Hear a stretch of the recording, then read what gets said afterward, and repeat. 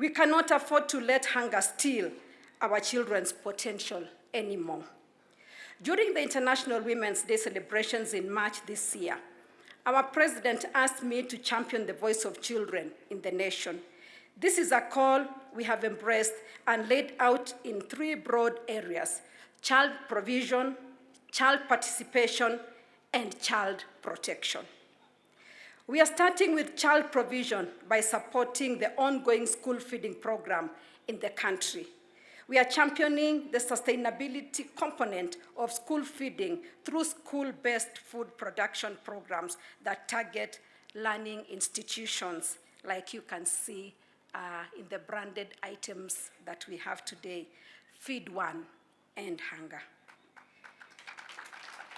We are inspired by Mother Teresa's words, and I quote, "If you cannot feed 100 people, feed just one."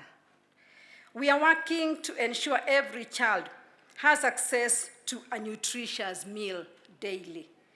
Kenya aims to attain the universal school feeding target of 10 million meals daily by 2030. Currently, we are feeding 2.5 million children daily. I have a brand ambition to support 2 million children out of the gap of 7.5 million children who are yet to enjoy a school meal daily. In collaboration with the relevant state departments and partners, we are embarking on the following initiatives. First, we are establishing school kitchen gardens in all public schools to grow short-term nutritional crops like vegetables and herbs. Second, we are establishing fruit gardens in public schools to supplement the fruit intake for children. And third, for the schools with arable land, we will work with the Ministry of Agriculture and partners to support the production of food for the school.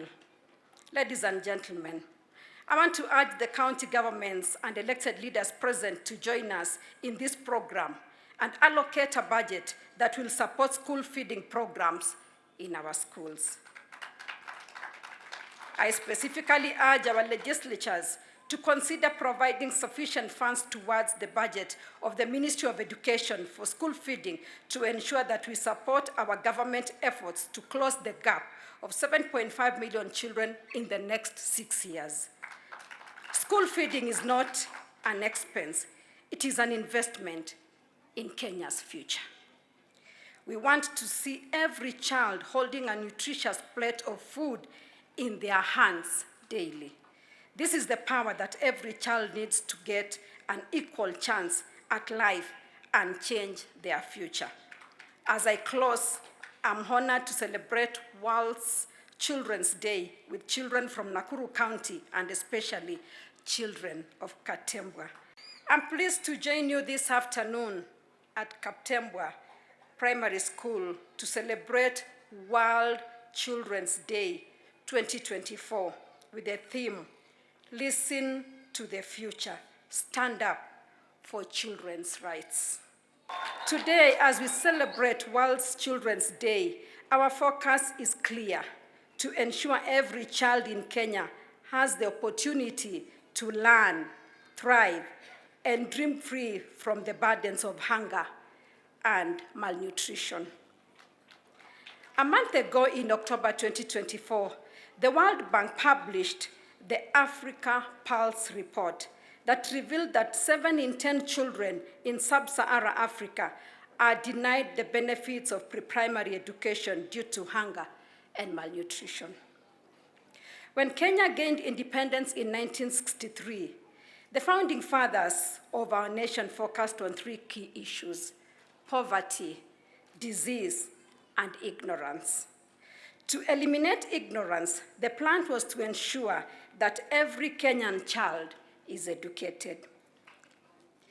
As a trained teacher, I know how difficult it is to teach a hungry child.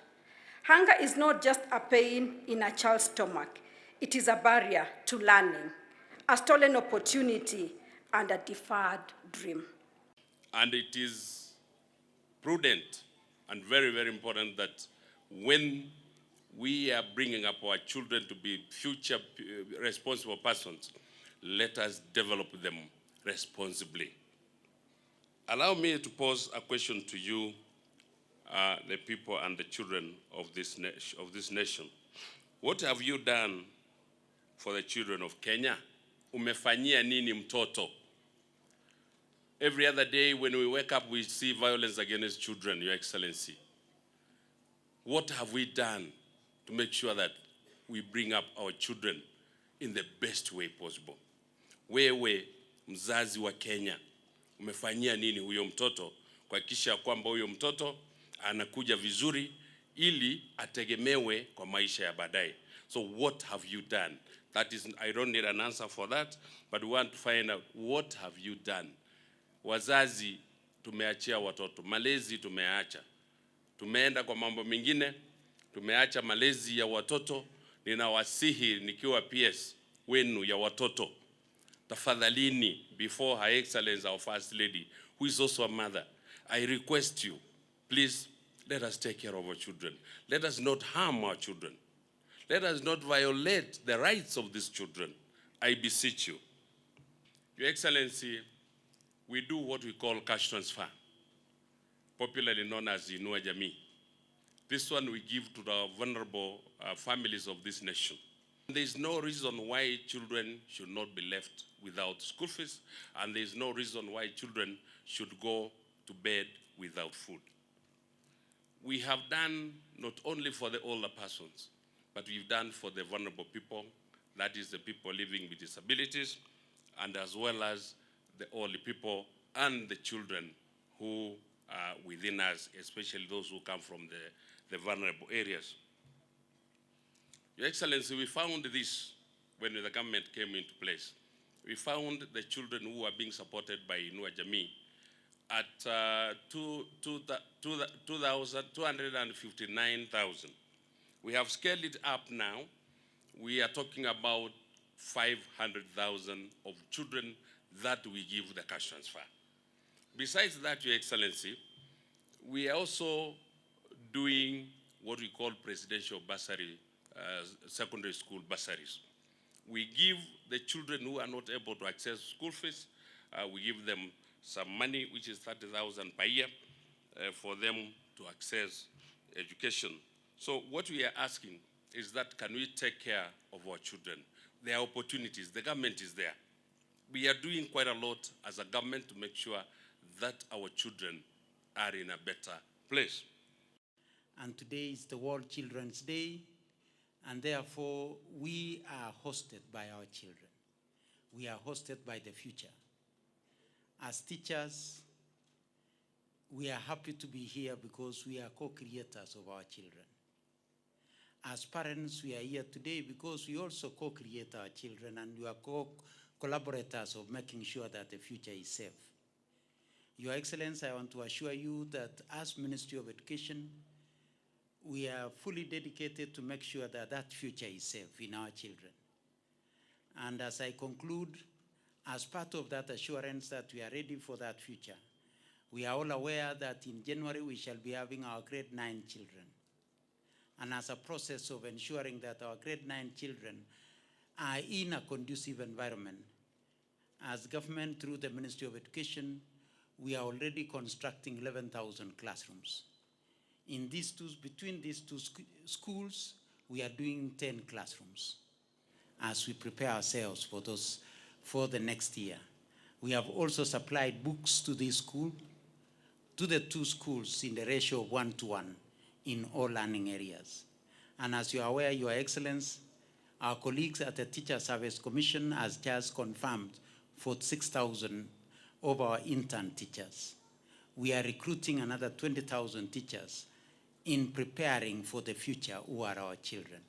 So once again, Your Excellency, we would want to thank you for your commitment to be with our children. But the most important is your commitment from what we are wearing today. As I wear this cap, it says feed one and end hunger. Because our children can only settle in a classroom if they are well taken care of. Because feeding a child is making that child steady in a classroom and ready to learn.